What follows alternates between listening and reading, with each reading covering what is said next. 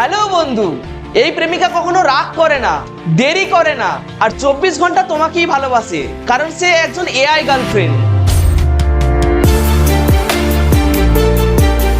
ভালোবাসা এখন আর শুধু হৃদয়ের বিষয় না, এখন সেটা একেবারে আর্টিফিশিয়াল ইন্টেলিজেন্সের হাতেও চলে গেছে। ভাবুন তো, আপনি কথা বলছেন, ভিডিও কল করছেন, মন খারাপ হলে সান্ত্বনা পাচ্ছেন, আর সবটাই করছেন এআই গার্লফ্রেন্ডের সাথে।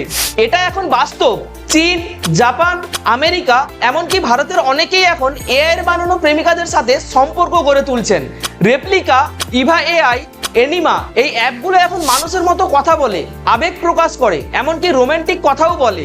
এআই চ্যাটবটগুলো এখন শুধু আপনার প্রশ্নের উত্তরই দেয় না, ওরা আপনার ফিলিং, মুড, এমনকি পাস্ট কনভারসেশন পর্যন্ত মনে রাখে। অনেকেই বলে বাস্তব প্রেমে যত সব ভুল বুঝাবুঝি আর মান অভিমান, কিন্তু এআই গার্লফ্রেন্ডে তা নেই। তবে এই প্রযুক্তির মধ্যে আছে ভয়ঙ্কর এক ভবিষ্যৎ।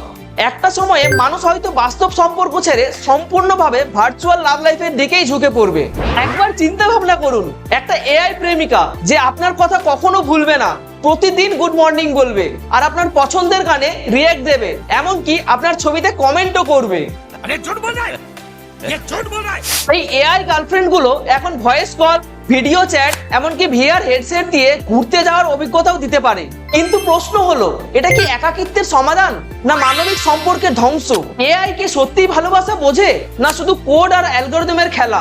আপনি কি একটা এআই গার্লফ্রেন্ড রাখতে চাইবেন? বাস্তব প্রেমের চেয়ে এটাই কি ভালো? কমেন্টে জানান। ভিডিওটি ভালো লাগলে লাইক করে আপনার বন্ধুদের সঙ্গে শেয়ার করুন।